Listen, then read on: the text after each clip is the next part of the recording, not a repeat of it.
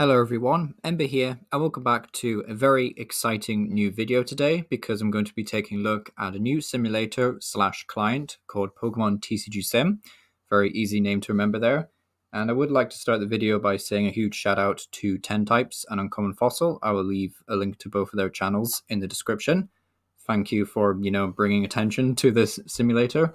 So basically, as you could probably assume, this is a new TCG simulator for Pokemon. You can do a variety of things on it, including play games versus other players, which is great.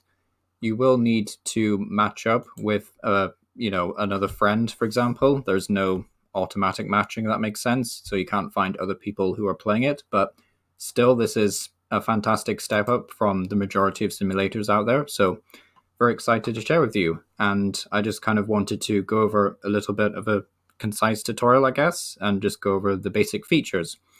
So what you want to start off by doing is going into either one player or two player, and then you want to hit import. So you can import your own deck list, and I believe you can take them from Limitless, but also mainly just TCG Live, of course.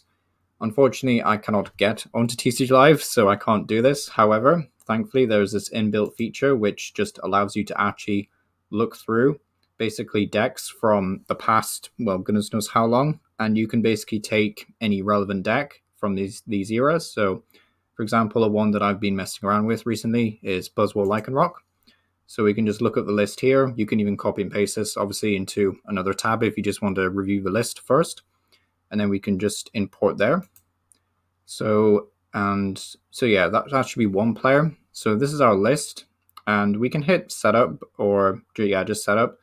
But if we go to two player, we can put our name in, then put the room ID in, and then generate and join room. So that's two player. It's very, very self-explanatory how you get another player to join you, but one player will do that today because don't have anyone to do this with currently.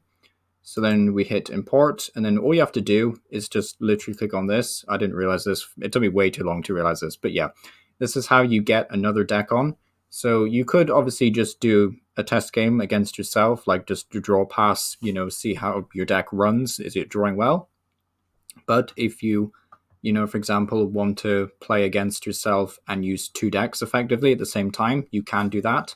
So all we need to do is just repeat this, and just need to find the right era of decks. So Rayquaza is a good one, I think. So you just import there. Of course, this means that you could use decks against other decks from different eras, which is also really cool, but just something that I thought worth mentioning. So as we see, we are player blue, and then our rival is red. So we can go back to first player, and then setup for both. That should do that. Yeah, okay, there we go. So one thing you'll notice is that if you're playing against yourself, you will see both players' hands, unfortunately, which is, it's not the worst. It's not like the end of the world or anything because we're all playing against each other. I'm not sure if there's a way to hide this deck. I'm assuming, or hide the hand rather.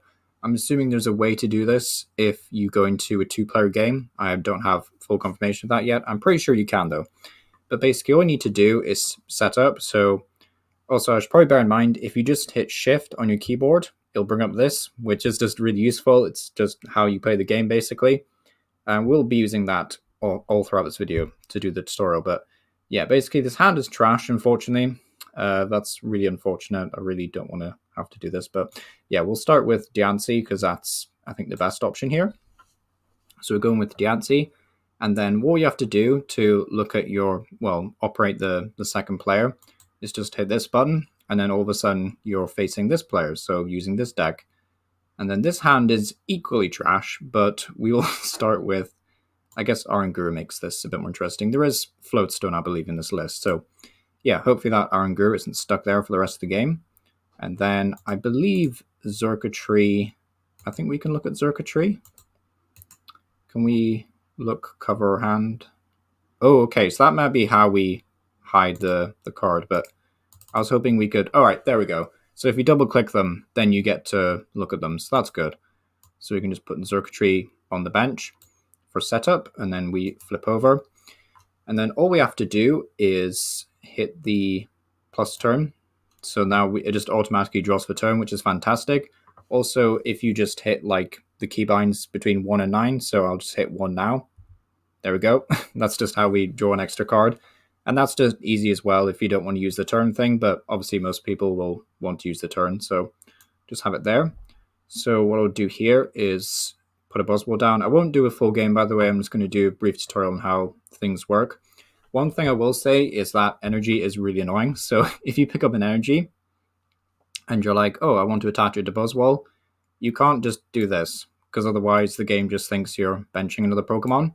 What you have to do is pick it up, and then once the Pokemon has that blue outline around it, you can then attach like that. And it's really as simple as that. And for more complicated cards, so we'll just do an example of how you'd play trainers, I guess. We'll do Ultra Ball. Now, you can put them there, or you can just send them straight to the discard pile. Either way works, really. So I'll just use Ultra Ball to discard another Ultra Ball, and I think we don't need the energy in this game. I mean, I'm saying that like I'm playing the rest of the game, but yeah, we just discard it. And then you can just click on the deck to view it, which is really handy. So we can look at the whole list, and I don't think we need much else other than a Buzzwole, so we'll just put that straight onto the bench. This sometimes does this where it like reloads itself, which is kind of annoying, but minor inconvenience. Just click it so it goes away. And then we can play stuff like Max Elixir, which allows us to look at the top 6 cards. Oh wait, I should probably flipping heck remove this first. There we go.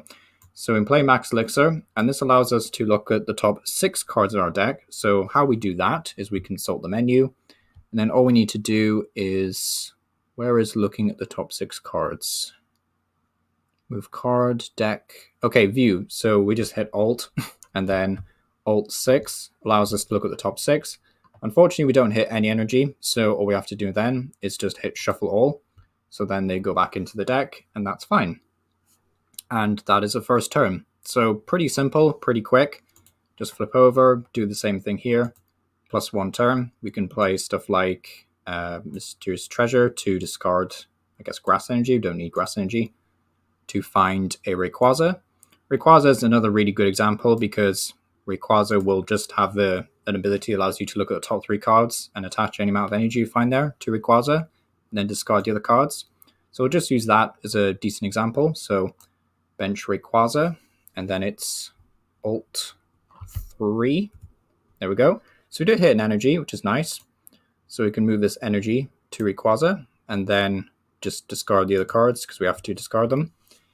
Then we can also attach a basic energy there. There we go. And we could even play a Mysterious Treasure as well. I'll just play out the rest of this turn and discard that. And then we can find ourselves another Rayquaza. I know I'm getting kind of carried away here, but it's rare that I get to play TCG. So, you know, I'm kind of going to take advantage of that. And unfortunately, we don't hit any, but we discard them anyway. And then we can play Lily to allow us to draw until we have 6, or if it's first turn, draw until we have 8. So we just have to hit the keyboard 8. There we go. Full hand again. So yeah, so it can be actually pretty quick once you get used to it. And yeah, it's pretty straightforward after that. One thing I will say is that I'll just hit reset both. So this will take us right back. If we scroll back to the top here, there is another note about a launch patch. So basically, these are like all the features that are going to be added to the game now. So that's pretty cool. I'm not going to read through all of these, but these are just here if you want to read them. Or, you know, I'll obviously leave a link to the simulator itself in the description if you want to have a look at it. So yeah, these are all the things that are going to be advanced. It's also confirmation that the developer is working on this, like continuously. So hopefully means that more and more features will be added over time. And it does say coming later this week, adding all expansions prior to 2011. Custom image imports, which I'm most excited about, to be honest, selecting multiple cards at once, and attaching cards on opponent's side, e.g. Headringer. So yeah, sounds very good. Thanks to this fella for making this. And yeah, it's been our power. Let me know what you think about this down below. If you've got any questions, I'll do my best to answer them, or at least direct you in the direction of Turn Types and Common Fossil. But yeah, huge thank you for watching this video. And yeah, hope you'll see you next time. Thank you for watching.